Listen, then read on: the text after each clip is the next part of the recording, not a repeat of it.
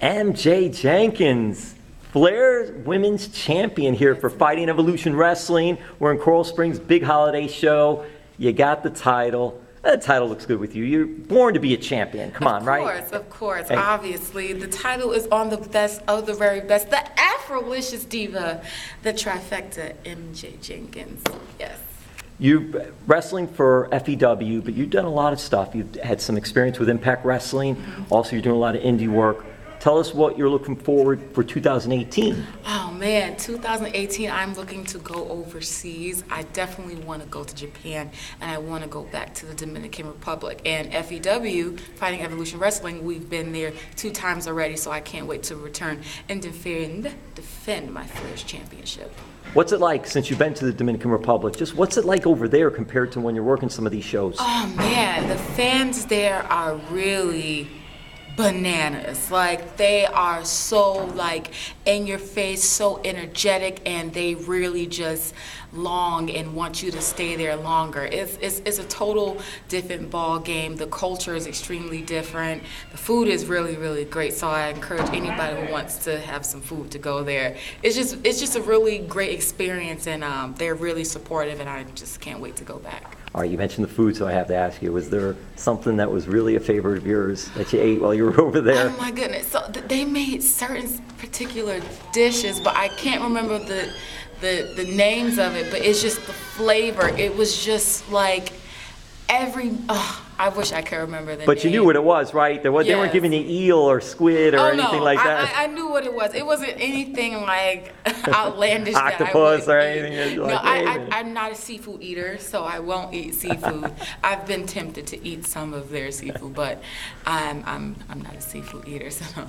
All right, so how does MJ Jenkins get started in this crazy business called professional wrestling? Honey, so yours truly, MJ Jenkins, got started in the wonderful world of wrestling in 2010 when I looked up professional wrestling schools, and that is where I found World of Unpredictable Wrestling in Brooklyn, New York, which is run by WWE Hall of Famer Johnny Rodz. Nice. And that was my very beginning, my humble beginning from then. And from there, I just continued to branch out. Later on, in 2015 to 16, I went to House of Truth Wrestling School with Truth Martini.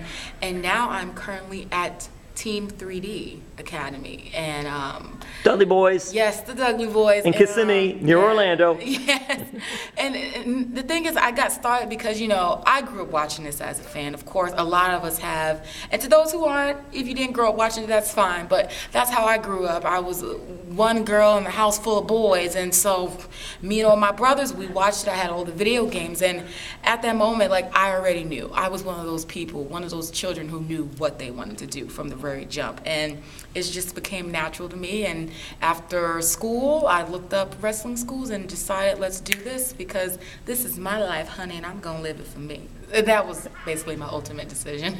Okay, video games. So who was your go-to pick when you're playing those video games? My go-to pick was The Rock. I always picked The Rock. Good choice. And I just always picked him, but then also I would create my own player all the time. And but my go-to player to beat up, I would always beat up Stephanie McMahon. I love beating her up, and and then they had those little cheat codes where you could attack the person after the match. Oh, I used to just hit her with the chair. She was very, very fun to hate. Growing up with brothers, so were you considered a tomboy? Oh, yes. So most girls would be like, I do admit, I did have Barbie dolls, and I did have the little baby that you have in the cradle, but then I also had the WWE action figures. I actually had the WWE fighting buddies, those wrestle buddies that you slam and they make noise. And yes, the ones that would make noise. It even got to a point to where, so all the kids, we would go outside and we'd play.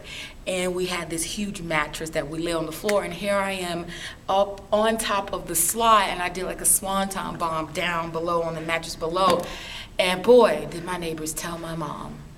And mom was like, Mom, were you up there? And I was like, no. But later on I told her the truth, but yeah.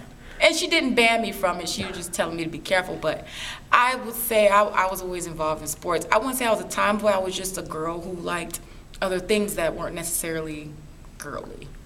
I was just me. What do your brothers think now when they could see sister on TV and all these dances and doing all this wrestling? They think it's incredible. It's gotta be the coolest thing. You gotta be the coolest sister. They think it's the coolest thing. They're just like, wow. Their whole thing is, wow, you really, really stuck with this. Like we knew you were sort of like into it, but we didn't know you were into it like that. Because, you know, a lot of my siblings, they have other jobs, or some of them are in social work, or one of them's a psychologist, and then I'm just like, I'm a pro wrestler, and I'm damn great at it. And they're just like, okay, that's what she wants to do, and they're just really supportive. And then now it's like they want to come to the shows, they want to see me, and they get excited. My mom, she can't watch. She's just like, she hates to see someone hit me, so she's just like, ah. She always does this, and I'm just like, but you gotta at least see me. So I at least make her watch my entrance or something. Like most moms, they're fearful of their son or daughter when they're out there. Oh no, I don't want to get hurt. I don't want him to get hurt. So, all right, so we'll wrap this up, and thank you for taking time with this. Thank you for having me. Oh my gosh. All right, so 2018 is coming up, Yes. and do you have a bucket list? Do you have a Ring of Honor, a WWE? Going back to Impact, I don't know, or just you want. I know you said you want to do travel, so that's one of the things. Let's see. My major goal, and my thing is, success isn't determined by just getting to a specific company.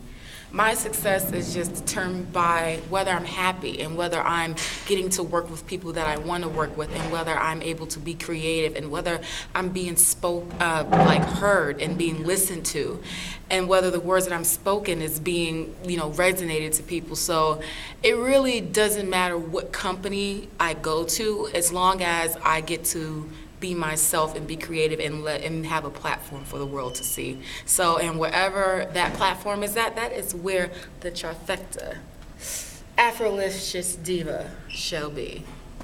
Social media for you. Real MJ Jenkins _ and Real MJ Jenkins on Facebook. Thank you so much. Thank you.